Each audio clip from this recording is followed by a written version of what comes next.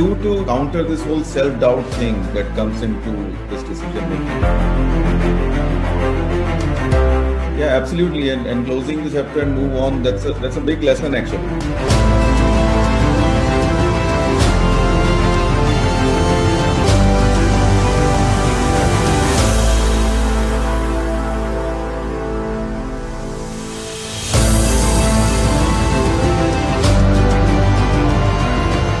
Want to tell people take challenges. Instinctively, we created a number of such opportunities for people in the organization I work, for people to express themselves beyond the core job function.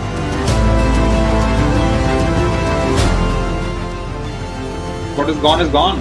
If you think about that too much, then your next ball for sure is going to be a problem. I'm not saying that you will win everything. You don't win everything. You never win everything. All you do is improve your odds. So, hi Pravin, welcome to the Leading Signature. Thank you. Thanks. Yeah, so I think let us start from the beginning, from the very beginning when you started your career. I know that, okay, you are an engineer and an MBA, and you started your career just like all of us do, being a fresher. Yeah. So just share your life with us a little bit so that people can have a closer look at what you did. Sure. I'll do that. This goal, there's nothing very peculiar about my life. But I think it's pretty much how, I think engineering was where I did my engineering in way back in 91 to 95, I think. That's how I started. And then I did my MBA after that. Yeah. The first job I picked up was from campus right after B school. Mm-hmm. Surprisingly, people may not know it, but I joined Tata Steel. And again, I think that was one of the finest decisions I made from the perspective of what you gain from that organization. It just teaches you how to live, how to work, some very basic things about life. It gets you going there. So I think that's how I started. But just as life moved on, there was massive in 2000. This whole e-commerce and e-business boom was so great that I said, I'm just not in the right place.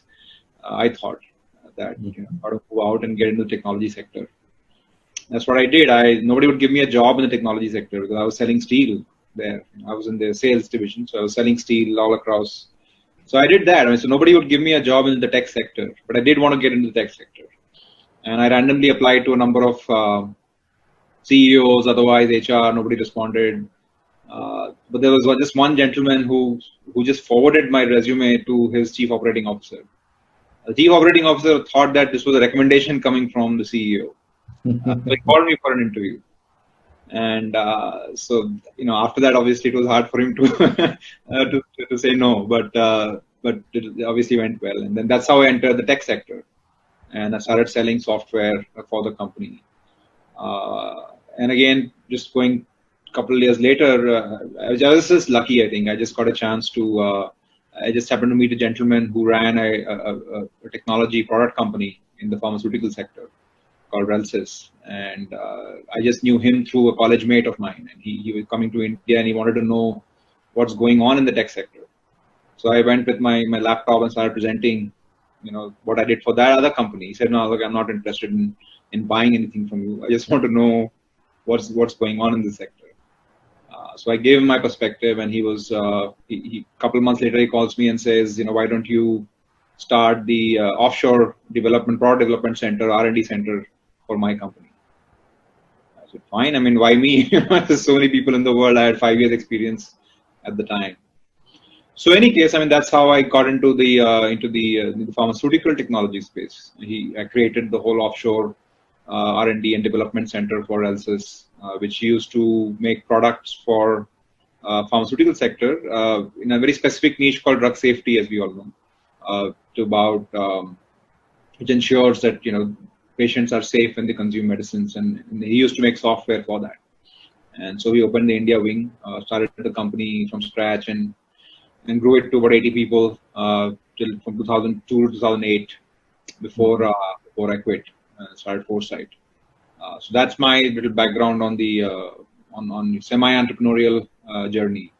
And then from that point, we realized that there's a massive opportunity to do consulting or services work in the same space. So three of us, me, Saurabh, Sandeep, we got out of Relsys and started Foresight and joined hands with Brian Denardo from the US, who used to run Foresight at the time. And so we joined hands as partners and just grew the company from there. So one thing that I definitely noted when you were talking about your whole journey, and you are saying that okay, you were lucky. Yes, luck plays a massive role, right? I mean, I don't think we want to discount that, or neither do we want to test it too much. So, but it plays a role, no doubt. At the same time, you also have to be in the right place at the right time, as they say, right? It is about you have to score. You just don't appear there. You have as they say in sports, right? Your off the ball running is as important as the point when you actually score the goal. So off the ball running is extremely important to me. It's about the hustling you do. It's about the reading that you do. It's about the influences. It's about the connections you make. And that's how your decisions are influenced by that hustling.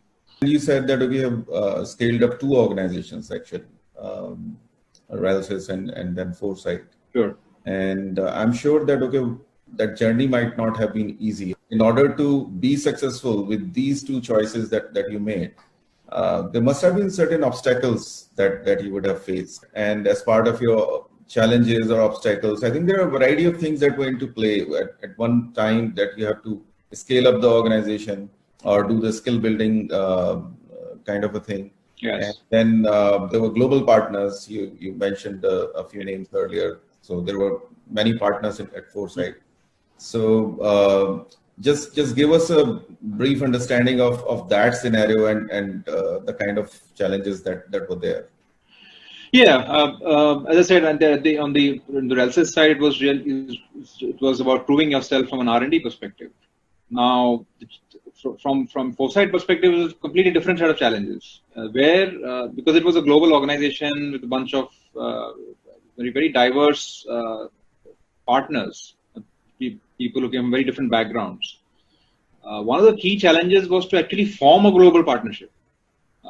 Because there are people with different thought process, but in order to, you do know that if you get these guys together, what you can construct together is going to be very powerful.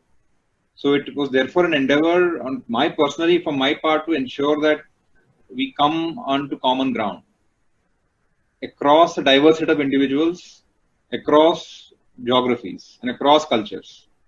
Now, to me, getting that together itself was a major obstacle. But having overcome that, it helps you to build something very valuable. Right, so that was one piece, which is just the global cultural, coming together of people and putting them in a sort of as I say, hodgepodge of a company, which can then go and do substantial things. To me, that's a major obstacle to take care of, which we did at Foresight. The other thing was from a people perspective, right? I mean, you're building a global business, but a lot of delivery of that business is happening from India or from offshore. How do you get that skill to do that business? How do you build that skill? So to me, that was a major obstacle. How do you to create scaling is not about hiring people, as you know, right? It's about building skill and to be able to do a certain job. To me, building that skill in a sustainable, predictable, cost-effective manner was a major obstacle. But so there are things that we did to overcome those obstacles. Just the aspect of in a consulting business, third part being the ability to match revenues and skill. This is always a challenge, because you're trying to meet revenues that you've sold, but then you've got to add the skills later, because you can't buy all these people. You can't just spend a lot of money to hire these people until you have the revenue. So it's sort of a chicken and egg situation. And therefore, what ultimately happens is your time that you get to build the scale and the skill is very limited. So you have to do a lot in a very little time to meet the needs of the customer. And that was another major obstacle, because the skills that we're talking about didn't exist in the industry, because we are a niche industry, and so those skills are not something you can pluck from other organizations and say, hey, why don't you get on the job from tomorrow? No, it doesn't happen that way. That's why we're in a niche. So building skills in a niche industry and at consulting level where the revenues have to match up with your costs. Different challenges actually and when you talk about challenges, you don't think from all the perspectives actually. Usually you don't get view from all the perspectives that we just got in terms of at the top there are a number of partners that are there, and then you are forging a relationship between all the partners. And at the same time, you have this chicken and egg situation where the demand must meet the supply. Right. One question I always had that how much networking played its role in it actually when you were doing all of this, the scaling of the organization or building the business, both at the supply side and at the demand side. To me, the network is important, right? But the classification of the network to me is slightly different. To me, network has to be worth it. The network has to be a nugget that you can treasure. Not a big believer in a very vast, or not valuable network. It's a network because to me, you have to really nurture. You have to be in touch. Network has played a massive role. Whether it was getting the R&D job, country manager job at Relsys to start it, that was through a network. He didn't find me from a job post, right? He found me through a network. Yeah. Similarly, with when we started Foresight, and I knew Brian Donardo from Relsys days, and that's how we sort of said, right, there's something good to do. Let's go ahead and do it. Similarly, with our first set of clients at Foresight was just pure network. It's the great stuff work that we've done for them and worked with them in the past for. It's what helped us get the first 5 customers. It's pure network. It's all warm introductions. As well as on the supply side, right? Our entire management team at Foresight was a function of network. We didn't go and hire people from job portals, right? We knew people. I knew you. We worked together for several years and knew of each other. That network helped you in building a very substantial, strong, and coherent management team structure. So that's again network. So I believe, there's no discounting networking as an important aspect. It's how you nurture, develop, maintain them. I think that's very individual and personalized. That's a great thing that while nurturing them, people should be knowing what you are up to, and in turn, I think you also know that what people are up to, because the network goes both ways, and that's how you exchange and learn from each other. Right. Exactly. Right. So another angle to it is that since we're talking about scaling up organizations and scaling those organizations. And one of the things that usually is talked about while scaling up the organization is building a team actually, or a high performance team. And I would like to understand your idea of that because you started almost at both the places, at Relsys and at Foresight. You started building or scaling up the organization right from the scratch. There were no one. You were there with a couple of more people, and then from there you started building. Yeah. Right. So how were you able to? And we know that both the companies, Relsys has a history, and Foresight itself has a history of being a leading provider in that space, in the pharma space. So how did it happen? How did you end up building such a high performance team? But I like to believe, that they were high performing teams. But I think organizations are successful only through that, through high performance teams. And this is also something that's very close to my heart, because I believe that this is the only thing that leaders should do, which is focus on building rock solid, rock star teams. To me, one of the things there is you got to work with people, right? You can't work you can't work 2 people. You can't say, hey, look, go figure this out. Go. You have to engage together. Hand in hand, you got to solve problems together. But that's the only way you can propagate your thinking, your thought process. It's a propagation by osmosis. It does not happen by standing in a classroom or delivering trainings or telling them what to do. It is by doing things together with people. At least that's my approach. And of course, you can't do it all that. But what you can do is set in motion a certain method within the organization that then propagates itself. The key there is the repeatable method by which when that person then goes out to his team, he does it exactly the same way. The other point here is that, see, high performance teams or high performance teams are, of course, a function of high performance individuals, right? So, team is a collection of individuals. And instinctively, I don't know whether I did any of this purposely, but instinctively we created number of such opportunities for people in our organizations, in the organizations I work, for people to express themselves beyond the core job function. And so in the companies that I have run, we've created a number of such places, opportunities, forums for people to develop these other parts of their personality, thereby making them better team people and thereby making high performance teams. So I think there are these two aspects that I feel. And the third aspect that comes is from a sense of complete challenge. You've got to tell people to take challenges and never think of yourself as anybody as inferior to anything or anybody out there. It's a big thing actually, because when we talk about inspiring a mindset or the culture, building a culture of the organization, and how do you build those things in to people, because individuals are making that culture of the organization. So you have to not only instill that culture into people, but nurture that as well.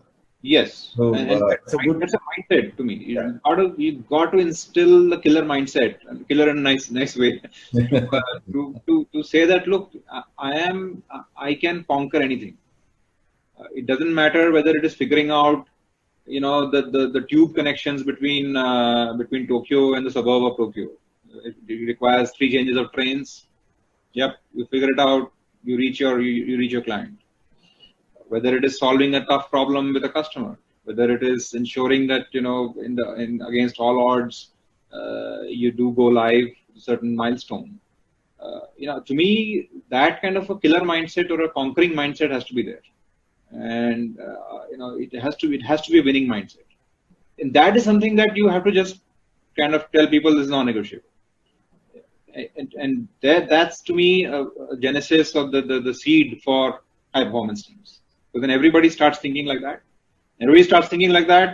Yeah, then you know that you're on the right track, and the team will perform well if everybody has that winning mindset. So that's, to me, I think that is what I try to instill in youngsters, people who come in and say, look, there'll be a lot of problems, but let's talk about how we conquer. And when you start doing that enough, and I'm not saying that you'll win everything. You don't win everything. You never win everything. All you do is improve your odds. No, that's an important thing, and I think you never win everything, as you said. That I'm sure that the things must not have been a fairy tale like that. Okay, you started doing, and then whatever you were doing was absolutely right. Yes. There must have been failures. Whether it is some of the deals that we could not crack, or whether it is a merger and acquisition discussion that fell through, or it is or it is perhaps losing some significant part of your management team structure for whatever reason. These are all failures, if you want to classify it as such. Yes, there are big failures, there are small failures. We just like, I think therefore I'm trying to think about how to articulate it, is that there is too much of focus on big failures. Whereas there are a number of smaller failures that keep happening in an organization or in your life. That's where I think the larger focus should be. The only thing that worked for me is by responding very quickly to it and moving to the next one, moving to the next problem, moving to the next challenge, rather than dwelling too much on what the previous failure was. They say, as I told you before, it's like playing the next ball. You got to play the next ball. You learn, you play the next ball, but all your focus and energy is on the next ball. And if you're in that's what I tell people. If there's failure, next day, that's it. You close the chapter, move on. is the next book you're opening, is the next call you're going to. is that mindset. Yeah, absolutely. And closing the chapter and move on, that's a big lesson actually. What is gone is gone. If you think about that too much, then your next ball for sure is going to be a problem, right? So the Yes. chances, again, I'm not saying you'll always be successful in the next ball, but it's again about increasing your odds. Increase your odds of success in the next ball, for which your mindset has to be one which is, first of all, it has to be an attacking mindset. It has to be, when I say positive in a nice way. I say attacking, I say in a nice way. I say in a way that you always have to be thinking about conquering that obstacle or winning that thing. That's the positive or the killer mindset I talked about. And so competitiveness comes from there, and you think like that, you're able to overcome failures or setbacks, I think, better by just playing the next ball. Yeah, great analogy there. And I have also seen people trusting you with your decisions, right? There are successes, there are failures, but then you make your choices and you make decisions. And I would say that, okay, a sound one. And people trust you a lot with your decision. So what is it that goes in your mind when you are making those decisions? Or more than that, what makes you take those choices? To me, the decision that one makes is neither right nor wrong. I mean, it may sound philosophical, which I'm not, but it's not a right or wrong decision. It is an appropriate decision. Works. Okay. Yeah. What works for you? What is appropriate is the decision that is right in my book. And what do you do to counter this whole self-doubt thing that comes into this decision making? Because you know that there is a lot of pressure actually. There are a lot of people associated, whatever decisions you will make. There are a lot of people associated with it. Yes. Yes. One thing that has, if there's one thing that, building organizations teaches you is that you have to learn to be responsible, because you are influencing not only influencing a number of families with what you think and do, right? And that cannot be discounted. Whether you're running a 5-member shop or you're running a 3-member shop, you cannot discount the fact that your decisions at the end of the day have a significant bearing on individuals' lives, and therefore it is in your interest and your responsibility almost to be able to make fundamentally more or less, for the most part, right decisions. And therefore the focus, I think, has to be a lot on that for leaders to be able to make, as I said, appropriate choices, appropriate decisions. And where do these appropriate choices come from? Like, how do you make the appropriate choices? But I think the key, ultimately, what comes is the appropriate decision comes from instinct. It comes from the gut. It comes from intuition. Now you might say, "Oh, great! So intuition is a great thing. And how does one develop intuition? And how does one develop this gut to be able to make correct decisions?" Yeah, absolutely. Yeah. To me, and I'm sure you've read about it. People have read about it. It comes from having a very wide and deep perspective on things. By exposing yourself to a variety of information out there, by having as much experience as you can gather from whatever ecosystem you have, you have to develop ability to absorb that as much and more you absorb by creating more and more variety and creating more and more as much depth as you can. But to me, it's the range is very important. You constantly solidify your internal gut.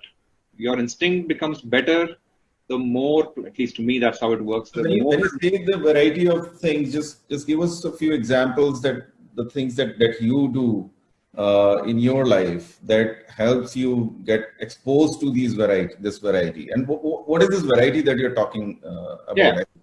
So variety, is in a simple way, it's trying to be multidimensional. You've got to have facets of your life, your personality, which are beyond, as I said, in the high performance teams part, where it's not just about focusing on just one thing and your job function and that's it. You travel the world. You go to a country, figure out what's going on there, research, read something about it before you even enter those, before your plane lands. Mm-hmm. You go to a meeting, make sure that you read the morning newspaper of that country. Understand what's going on there locally. Meet different people. Don't just meet people from, your job function. Meet people across, up, down, doesn't matter which strata, which social sector they come from, which income class, doesn't matter at all. In fact, it matters. The more you have, the better your perspective becomes. For me, exposing myself to a variety of media helps. That's why I don't think I'm a big book reader, but I do read a lot. I just don't read one book. So I read tremendously, but I read a variety of things. It's very horizontal. It's extremely, even the audio, even the sort of the visual media that I expose myself to is extremely diverse and random. I would even call it random. So people, media, readings, experiences with colleagues, or business partners, each one of them is a personality. Look at it this way. Everybody is a world on their own. Yeah. Wherever they're coming from. Now, if that world can be downloaded to you, right, in whatever interaction you have with them, isn't it a very powerful way of getting perspective of what else is going on? It could be any perspective. It doesn't matter what perspective it is to me. It matters that it is a different perspective. Yeah. And the other thing I try and do is, put myself in situations which I'm not comfortable with. For example, 4 years ago, I went and decided and joined the local, where I live, the local association that runs the affairs of the building. I said, fine, I want to become a part of this. And next year, 2 years later, I became the president of that. And I'm like, so why did I do that? Not because I had plenty of time, but because I just wanted to experience different challenges, different problems, different people. Of course, I want to make friends. But then, that gave me a whole new perspective to life. And that gave me connections to 20 other people who give me perspectives which I could never have gotten from my core job function and my core colleagues, because they all come from sort of similar backgrounds. So when you do a lot of that, it helps, I think, improve your instinct, your gut, which then makes decisions which are perhaps more appropriate. So that's my long answer to your short question. Very interesting thought and interesting answer, and quite an intriguing one, I would say, because most of the time when people think about work and they talk about expertise, and one, of course, the expertise is very, very important and critical to be successful in a particular core area that you have. But there are a variety of things that are around that. And that is what I have understood from your response. Yeah, by no means am I discounting expertise and core job. Yeah, absolutely. And there are a variety of things that are around that. So it is a combination of the data that you are getting or the fact that you're getting about that particular situation, plus the whole experience or the exposure that you have had in different situations at different places. Yeah. And the combining the two, combining your gut and the data, comes out that appropriate decision. I would imagine so, yes, because again, I said data and frameworks are very important. I don't think we should discount that. I think we are coming towards the end of this session. But one very interesting thing that you said, that you are president of your RWA. Was, yes. And, yeah. And so that got me thinking that, okay, what are other areas actually that influence you, or the things that you do actually as your rituals? So let us have an understanding of that as well, that, okay, what does Pravin do if he's not working? What are the things? Yeah, I mean, it's nothing nothing particularly exciting, but I can tell you just the normal things that, I mean, at least that work. Again, they have to work for you, right? And the only thing, as you move along in life, I'm not very young anymore, but the one thing that does help you as you move along in life is you know what works for you. You know yourself better, and therefore you design your life in that manner that works for you. And a few of the things that work for me, and again, this is not a prescription or any. I don't want to give a a lecture. This is how things are. This is what is right. It's never things. As I said, things are never right or wrong. Things are appropriate. What is good for you? I start my day with an hour of yoga and exercise, which helps me both sort of physically and mentally. Uh, I, uh, I like to I like to do sports. Like to play some sport and follow and play both. I play golf, badminton, and I used to play cricket. Retired now, so uh, So again, I think sports is a big part of my life, both from influence perspective as well as interest perspective. Uh, and again, one can have number of discussions, but it does help me in my job. I think the key thing about sports is about is teamwork. How do you respond to your teammate? How do you help your teammate be successful? That to me is the key thing about sport. It teaches you a lot of empathy, teamwork. Uh, I like I like to create a routine around the day. I don't like. I find it very distressing if I don't know at what time. And it could be the random part of the day as well. As I find it, 9 to 10 is randomness. Sure, let it be randomness. But I do like to have a routine right from the beginning of the day to the end. It just helps me get through the day better. What else? As I said, I like reading very random things. I can get. I use channels such as Twitter and to just have a window to the world. It gets me very varied information, which I just grasp. And newspaper has been a big part of it. It's not nothing new, but I digest my entire newspaper in the morning. Just gives me the whole world view of what's the nuggets of what's going on. Just these simple things, I think.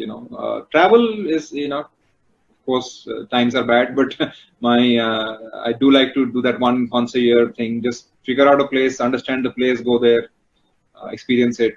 It gives tremendous perspective of how things are away from where you are and your culture. And that's what I can say about rituals. Yeah. No, it is very interesting actually, because somebody looking at you running the organization, being at that top position, might think that, okay, this guy must be thinking about work 24/7. At least from the outside, until the person knows you personally. We know that, okay, they'll think that, okay, 24/7, he's thinking about work and making sure that the business is being run right and all that. So how are you able to do all these things that are there? Whereas people find it really hard that, okay, when they are like, they have a job, and nowadays, specifically in the industrial world or corporate world, you don't do 9 to 5, right? You have a stretched work hours and all of those things. Right. And when you are working with overseas clients, and you have night calls and all of those things, and they're part and parcel of the business. Yes. The kind of economy that we are in. Yeah. So how are you able to do all of this? The habits of a person are not limited to off and on work. The person is the same. The person remains the same. So you exhibit these characteristics even in your work, right? If you have a bunch of colleagues, you take interest in them, listen to them. They'll give you perspective. They'll give you a random view on or diverse view on things. So they're coming from a different point of view. They're coming from a different place. When you travel, you do the same thing. You take a couple hours off the schedule and figure out the local cuisine, the local places. Into your job function as well. It's not sort of disconnected. Right. So it's all integrated basically. That, okay, whatever you're doing, you have to integrate, and you have to think like that. That, okay, there's nothing like separate. That, okay, work is separate, this is separate. You have to integrate the whole thing. Absolutely. To me, that's as I said, in the high performance teams as well. When people have come back to me personally and told me they've become better people at home, or they've been able to, not better, but been able to achieve more at home, which they otherwise would have always struggled with, because they just became so much more efficient while starting to work in our organization, because that's what we encourage. That you got to be able to manage that cultural show, but at the same time, by the way, the previous night you have a go live that you need to, or a production cutover that you need to do and appear on stage the next morning. Well, that's that. When you develop that habit, then you apply that habit anywhere else. You're not split personality, right? You do the same thing in your work life as well, or at your home as well. So you develop as a whole personality, as a rounded individual. Right.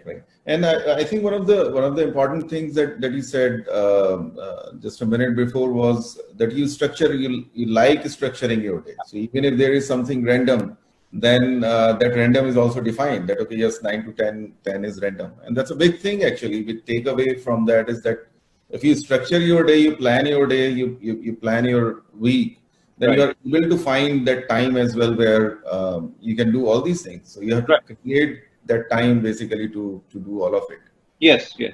I think that discipline is important for anybody. For anybody wanting to do anything, that level of discipline, some level of discipline is absolutely non-negotiable. Because it's otherwise it's very hard to in today's day and age you manage calendars, right? You do all those things. You have to do that with your wife also. I said, okay, this is what is going to happen now. This is the Saturday. This is what we're going to do. If you don't plan, have the discipline, then it gets very hard to achieve or do things. That's the only thing I can say. Yeah. So I think on that note we can close that discipline is a must, whether it's your personal life or your professional life. Yes, absolutely, non-negotiable. Discipline is non-negotiable. Yeah. Okay. So let's close on that note. Pravin, it was very nice talking to you. There were lots of things that we learned today from this whole session, and nice talking to you. Thank you. Thanks for your time. For the opportunity, and thanks for those incisive or insightful questions as well. That helped me answer. So thanks a lot for that, and then for the preparation. Yep. Thank you. Thanks.